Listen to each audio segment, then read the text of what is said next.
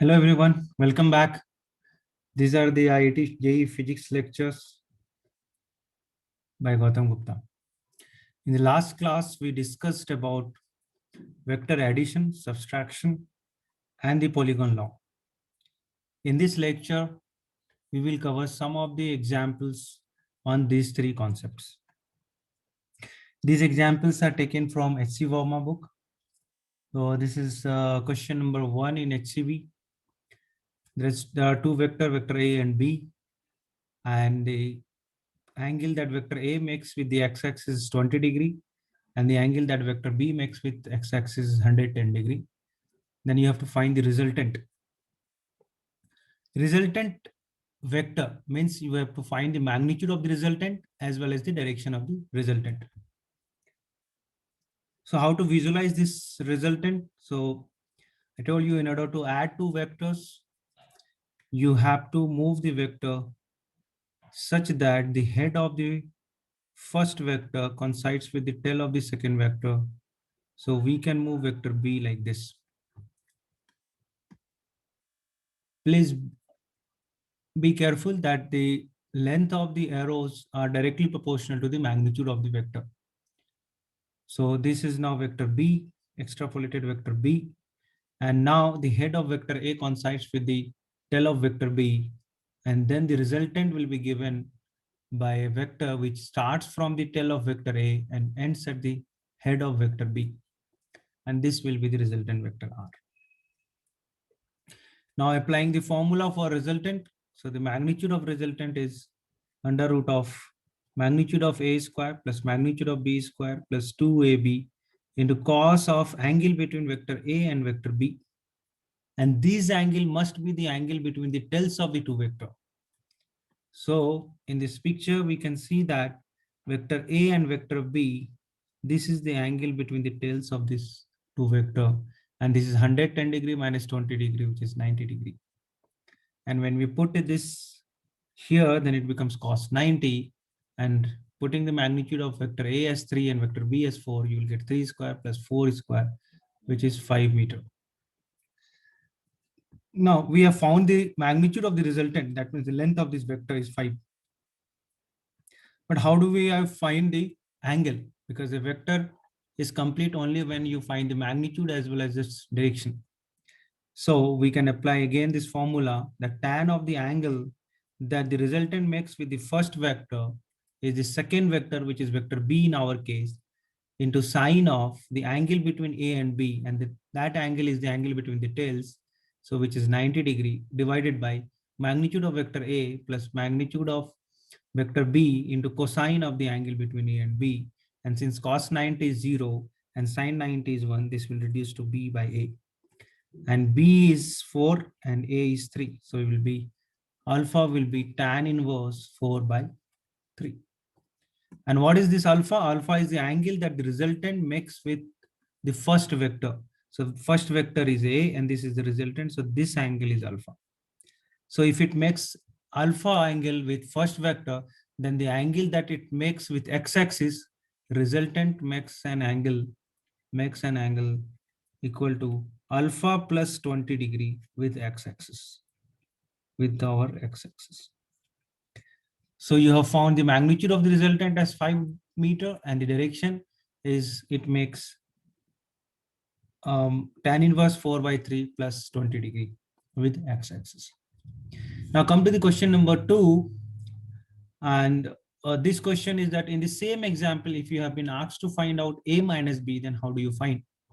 So I've told you that if you have to find A minus B, this can be written as vector A plus vector minus B, and minus B is a vector whose magnitude is same as B.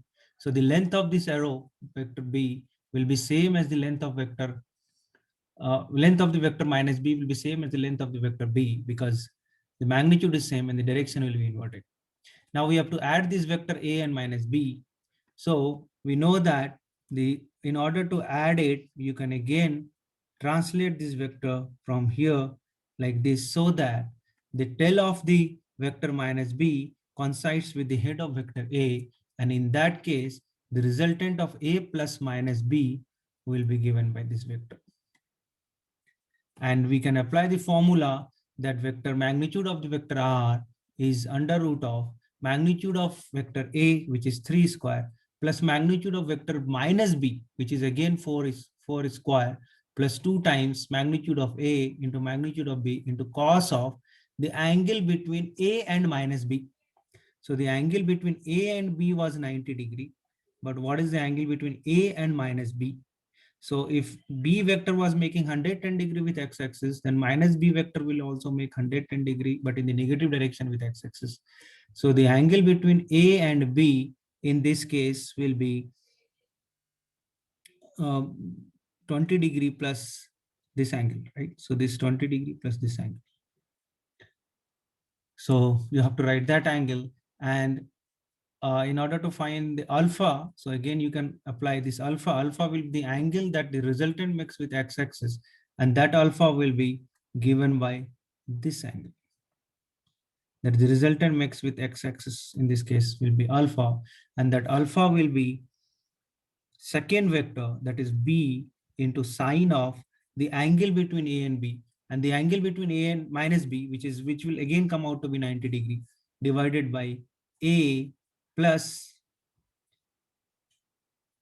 a is your a plus b into cosine of the angle between a and b, and it again comes out to be 90 degree. And in this case also it will again become b by a, which is 4 by 3.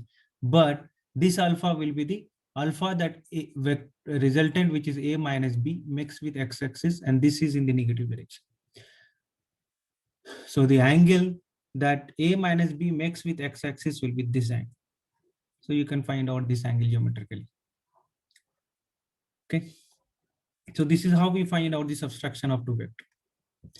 Now come to the third example, which is there are three vectors a, b, and c, and each is having magnitude of 100 units, and they are inclined to the x-axis at an angle of 45 degrees. So this angle is 45 degree, this angle is 135 degree, and this angle is 315 degree. So this whole angle is 315 degree.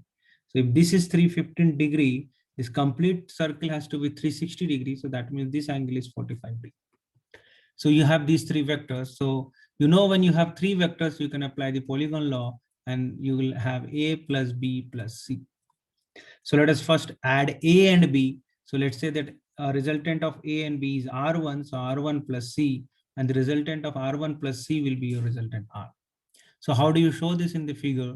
Is if this is the vector a, then we'll add this is the vector b, so that the tail of vector b coincides with the head of vector a, and this gives my r1, which will start from the tail of vector a and ends at the head of vector b. So this is your r1.